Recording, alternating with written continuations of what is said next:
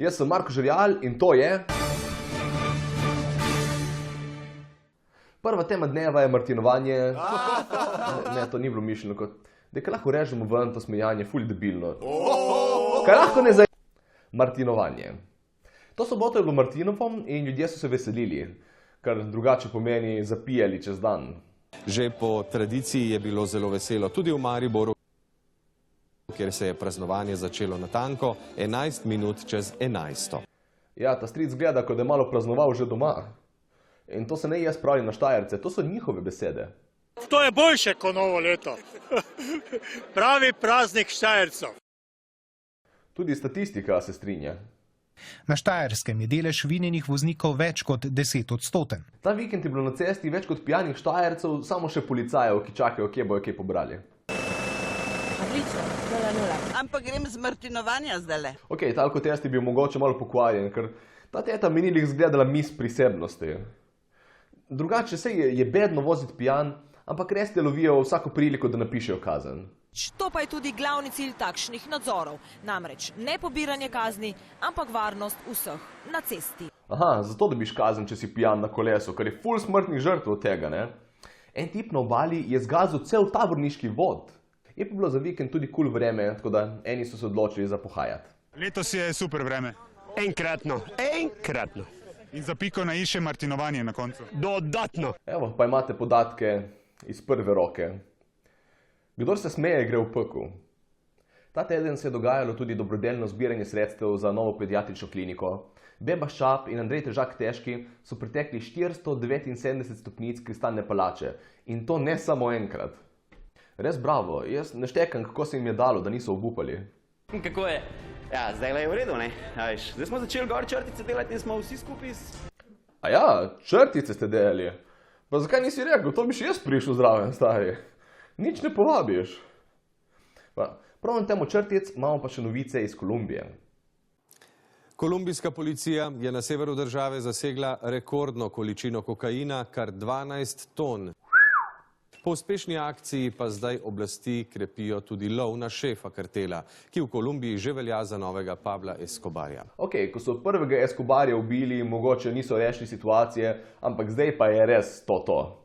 Mislim, zdaj bo šla cena kokaina full gor in kaj bi lahko ljudi zmotiviralo, da začne spet se ukvarjati s tem? Esto quiere decir que el valor de esta incautación supera los 360 millones de dólares.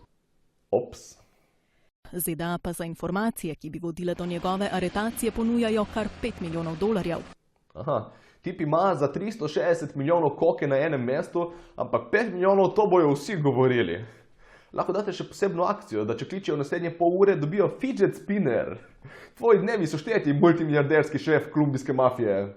In ko smo že pri folku, ki masno služi z mutnimi posli...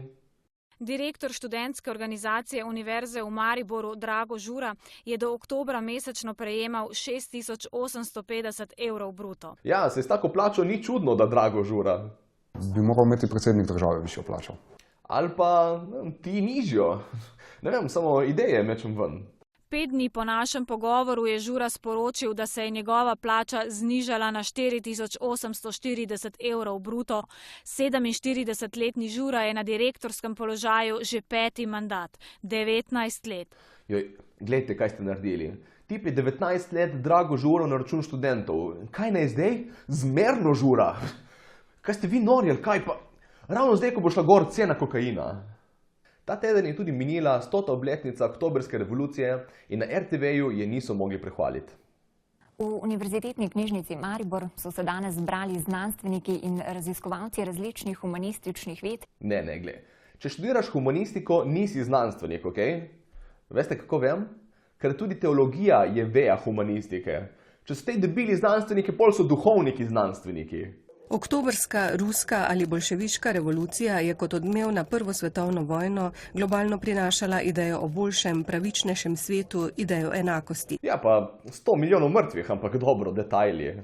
Ogromne družbene spremembe so seveda bistveno vplivale na življenja povsem anonimnih posameznikov. Ja, anonimnost je en od stranskih učinkov ponovadi, ko si zakopan v masovnem grobu v Sibiriji. 100. obletnica je priložnost za odkrivanje novih razmislekov o ideji svobode in enakosti danes. Oni bojo že vedeli, oni živijo komunizem še danes. Vem, ker dobim položnico. To je kar svobodno, da se ne rabiš sekirati za gledanost, ali pa če priješ pijan v službo. Enakost pa veš, kako je. Sej smo enaki, mi in oni, samo eni so malo bolj enaki. Medtem ko se eni slinijo nad krvavo preteklostjo, pa drugi razmišljajo o prihodnosti. Natančneje o umetni inteligenci. Leto 2017 se je v zgodovino zapisalo tudi kot leto, ko se je računalnik naučil prepoznavati seksualno usmerjenost človeka. S pogledom na 35.000 slik je bil uspešen pri prepoznavanju 83% žensk in 91% moških. Ja, prav ste razumeli. Razvili smo gaydar. Google je s programom DeepMind uspel, da se računalnik uči novih nalog in spretnosti tako hitro kot človek. Ja, kot kateri človek. Če se uči tako hitro kot moji starši, bo še par let, preden zna sam odpreti MMS. Kolikokrat je mobitel prva stvar, ki se dotaknete zjutraj? Vsakič, ker imam na njem budilko. Dajmo malo hitreje razviti to umetno inteligenco. Mislim, da bi prišla prav v novinarstvu. Naša zadnja zgodba pa je, bomo res imeli še en referendum o zaprtju trgovin v nedeljo. Super, glih sem se prišla podpisati. Že sem podpisal in podpiram absolutno zaprtje trgovin ob nedeljah in praznikih. Ste imeli zaseden teden in niste uspeli v trgovino niti v soboto? Stradajte! Ker ni odgovornost blagajničark, da uskladijo svojo poklicno in zasebno življenje, ampak vaša. Se če komu ni všeč, da se vse trgovine zaprejo v nedeljo, lahko še vedno stavka. Gladovno. Doma moramo biti v nedelji z družino. Ženska, viola lase imaš. Mislim, da si malo zamudila vlak za slediti neko tradicionalnost. Ker tam so tudi mamice z otroki, imajo družine, pa morajo zaradi nas, ko imamo pisan čas, iti vsak dan v trgovino. Govori zase, mi smo vsi v penziji. Vem, da se tega ne spomniš, ker je bilo že 20 let nazaj zate, ampak obstajajo službe, kamor ljudje hodijo, ko imaš ti pisan čas. Ampak dobro, bojo vsaj te mamice imeli več časa za otroke, enkrat, ko bojo odpuščene. Bo lahko v nedeljo cela družina skupaj se zbrala in se jokala, kako bojo prišli čez mesec. Po drugi strani pa imamo kup shiranih trgovk in trgovcev, ki delajo po 12 dni skupaj cele nedelje za 2,80 € bruto na uro, kar pomeni, da so krepko podplačani. In kaj je rešitev, če je tvoja urna postavka nizka? Manj ur! Ostali ljudje mogoče se bojo spraševali, kaj jesti v nedeljo, ti pa vsak dan. Trgovinska dejavnost ni življenjsko nujnega pomena za preživetje, torej ne moremo tega primerjati s zdravniki, s policisti. Ja, se gostinstvo niti. Gremo potem zapreti še vse bare in restauracije, da bojo nedeljo vsi doma z družinami. Ne samo nedeljo, cel vikend, vse zaprto, razen policije, da lahko pretepejo koga, če ga dobi, da ni z družino doma. In če nima družine, ga še enkrat pretepejo, da ga ne naučijo družinskih vrednot, buzeranta prokletega. To je takšna bedarija. Se nimajo vsi trgovci doma malih otrok. Imaš 50-letne blagajničarke. Mislim, da one so počasi oddojile. In kot drugo, to nobenemu ne pomaga. Prodajalci bojo imeli manjše plače ali pa bojo mogli iskati novo službo, mi bomo mogli taktizirati, kaj bomo jedli v nedeljo, trgovine bojo imeli manj keša vse skupaj, ampak gremo to vseeno početi, tudi če bomo vsi na slabšem, ker se bojimo za ženske. To so feministi desnice, še ženske z viole lasi imajo.